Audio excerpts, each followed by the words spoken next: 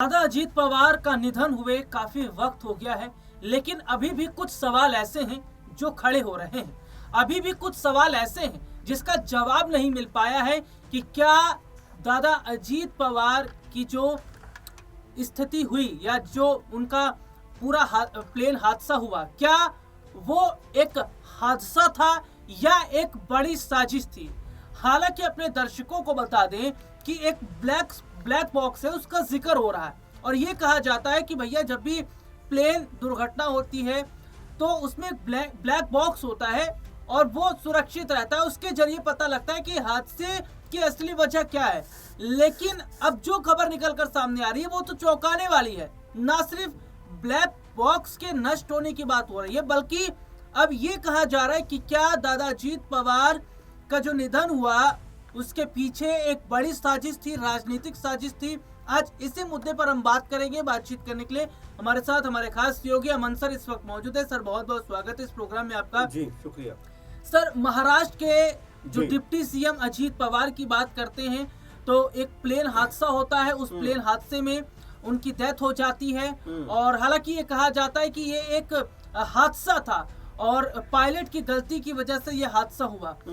लेकिन जिस black box का जिक्र किया जा रहा है, ये कहा जा रहा है कि छानबीन काफी समय से हो रही है, लेकिन अब ब्लैक बॉक्स के ही नष्ट होने की बात हो रही है। और अजीत पवार के जो बेटे हैं वो ये कह रहे हैं कि इस मामले में एक बड़ी जांच होनी चाहिए कि क्या ये हादसा था, इसे हादसा देने का जो पूरा रूप है वो तैयार किया जा रहा है। देखिए बिल्कुल राहुल जी, क्योंकि अगर हम अजीत पवार की बात करें तो जाहिर बात है कि एक बड़ा मान सम्मान महाराष्ट्र की राजनीति में अजीत दादा का हुआ करता था। हर वर्ग के लोग उनको बहुत प्यार करते थे और जब उनका अंतिम संस्कार हो रहा था, यानी कि जब अंतिम विदाई दी जा रही थी राहुल जी, तो आपने भी देखा होगा और तमाम दर्शकों ने देखा होगा कि उस समय एक भारी भीड़ वहां पर उमड़ी हुई थी, हुजूम वहां पर उमड़ा हुआ था और जो हर एक की आंख में आपने आंसू देखे होंगे। उनके दोनों बेटे पार्थ पवार और जय पवार हाथ जोड़कर तमाम लोगों का एक तरीके से शुक्रिया अदा करते हुए नजर आ रहे थे। और उस वक्त भी अगर आपको याद हो, पश्चिम बंगाल की मुख्यमंत्री ममता बनर्जी ने कहा था कि ये जो मामला सामने आया, यानी कि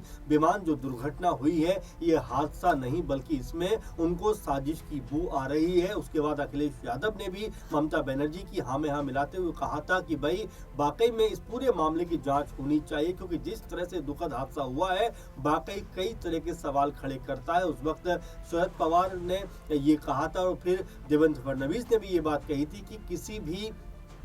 इंसान को ऐसे हादसे में कोई भी सवाल खड़ा करने का हक नहीं है। ये हादसा है और इसको लेकर किसी भी संदेह की स्थिति नहीं बनाई जानी चाहिए। ये बात देवेंद्र फडणवीस मुख्यमंत्री महाराष्ट्र ने कही थी। लेकिन अब अगर राहुल जी आप देखेंगे तो इस पूरे मामले के ऊपर जिस तरह जांच होती हुई दिखाई पड़ी, कभी ये कहा गया कि जो पायलट था वो नशे में नशा किया करता था, वो हो सकता नशे में हो इसलिए ठीक तरीके से वो लैंड नहीं कर पाया और ये हादसा हो गया। फिर इसके बाद ये कहा गया कि भाई जो ब्लैक बॉक्स होता है जिसमें तमाम सूचनाएं अंतिम वक्त की दर्ज हो जाती है, रिकॉर्ड हो जाती है, वो ही नष्ट हो गया है। और ये नष्ट होने के बाद अब तमाम तरह के जो बयान हैं वो यहाँ पर निकल कर सामने आ रहे हैं। रोहित पवार ने, जो भतीजे हैं अजीत पवार दादा के, वो भी इस बात को लेकर कहीं ना कहीं संदेह पैदा कर रहे हैं कि जो हादसा हुआ ये हादसा नहीं बल्कि साजिशन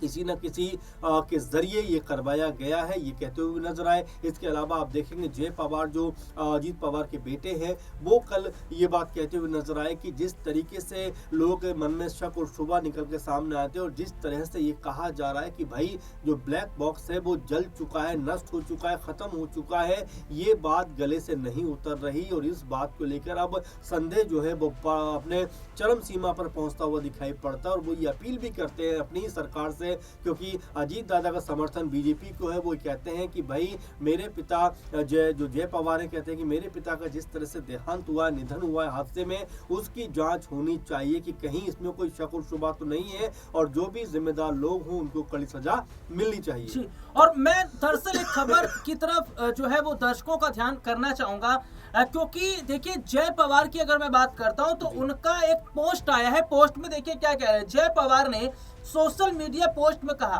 ब्लैक बॉक्स को इतनी आसानी से नष्ट नहीं किया जा सकता। महाराष्ट्र के लोगों को दुर्घटना की पारदर्शी और पूरी सच्चाई जानने का अधिकार है। वीएसआर एविएशन पर प्रतिबंध लगाने की मांग करते हुए उन्होंने आगे कहा, विमानन कंपनी की गंभीर चूक की आशंका और अनियमितताओं की विस्तृत एवं निष्पक्ष जांच की जानी चाहिए। उनका यह बयान महाराष्ट्र के उप मुख्यमंत्री सुनेत्रा पवार और एनसीपी नेताओं द्वारा मुख्यमंत्री देवेंद्र फडणवीस से मुलाकात और विमान दुर्घटना की केंद्रीय जांच ब्यूरो यानी सीबीआई से जांच कराने की मांग के एक दिन बाद सामने आया है। सर, जैसे कि पोस्ट जय पवार ने किया है और पोस्ट में वो साफ तौर पर ये कह रहे हैं कि ब्लैक बॉक्स इतनी आसानी से नष्ट नहीं हो सकता। भले ही पूरे विमान के टुकड़े टुकड़े हो जाए, पूरा विमान जलकर खाक हो जाए, लेकिन ब्लैक बॉक्स जो बनाया जाता है उसको इतनी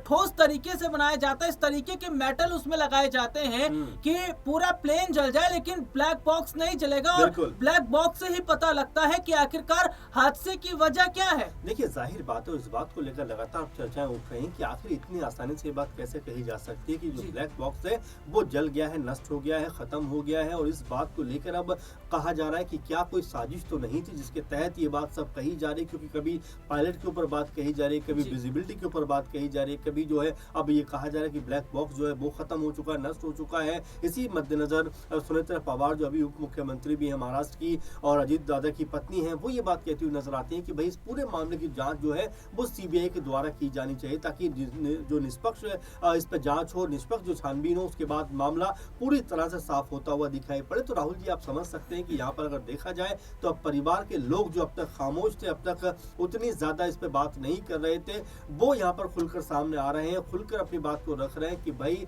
जिस तरीके से ये विमान दुर्घटनाग्रस्त हुआ है, हादसे का शिकार हुआ है, तो क्या वाकई में कोई तकनीकी चूक थी या साजिशन इस घटना को अंजाम दिया गया है। क्योंकि डे वन से जैसा हम बात कर रहे शुरू में, ममता बनर्जी जैसी बड़ी कद की नेता, वेस्ट बंगाल की मुख्यमंत्री, इस बात को लेकर संदेह पैदा कर रही थी, बता रही थी कि भाई इस तरह से अगर ये हादसा हुआ है तो हो सकता है कि इसके पीछे कोई साजिश हो। तो यहाँ पर जिस तरह से परिवार के लोग, चाहे रोहित पवार की बात करें, चाहे सुनेत्रा पवार की बात करें, चाहे जय पवार की बात करें या और परिवार के लोगों की बात करें, और संजय राउत की अगर यहाँ पे जिक्र कर लें तो बाकायदा उन्होंने तो सदन में खड़े होकर, संसद में खड़े होकर इस बात के ऊपर अपनी आवाज को बुलंद किया था कि जिस तरह से हादसा हुआ है उसकी निष्पक्ष जांच होनी चाहिए, ताकि पूरी तरह से तस्वीर साफ होती हुई दिखाई पड़े। क्योंकि जिस तरीके से हादसा हुआ है, न सिर्फ ये अजीत दादा के परिवार के लिए क्षति है, बल्कि महाराष्ट्र और तमाम देश के लिए क्षति है कि इस तरह से अजीत पवार का जाना और इस तरह से दुनिया से उनका चले जाना कहीं ना कहीं सबके अंदर एक शोक जरूर लेकर आया है। तो अगर कोई भी इसमें शक और शुबा की गुंजाइश अगर बनती है, कहीं भी आपको ऐसा लगता है कि कोई भी लेवल पे कि इसमें साजिश की अगर बू आती है, तो उसके ऊपर आपको जांच करनी चाहिए। अब हो सकता है इस मसले के ऊपर सरकार जो है गंभीरता से विचार करती हुई नजर आए और यहाँ पर जांच और ज्यादा मजबूत और अलग अलग पहलुओं पे होती हुई दिखाई पड़े। लेकिन फिलहाल ये जरूर कहा जा सकता है राहुल जी कि अब अजीत दादा के परिवार ने जिस तरीके से आवाज बुलंद की है, उसके बाद ये मामला अब तूल पकड़ता हुआ नजर आएगा। जी, और वाकई जिस तरीके से यहाँ पर देखा जा रहा है कि जो अजीत पवार हैं, उनके निधन पर अब तमाम तरीके के सवाल जो हैं और ज्यादा गहराते नजर आ रहे हैं और ज्यादा सवाल खड़े हो रहे हैं कि क्या वाकई राजनीतिक साजिश का शिकार हुए हैं अजीत पवार। और जिस तरीके से परिजनों की भी मांग है कि इस मामले की अब सीबीआई जांच होनी चाहिए, तो क्या अगर सीबीआई जांच होती है तो इसमें कई बड़े और अगर बात करें तो जो दिग्गज लोग हैं वो फंसते नजर आएंगे। हालांकि अब देखना होगा सीबीआई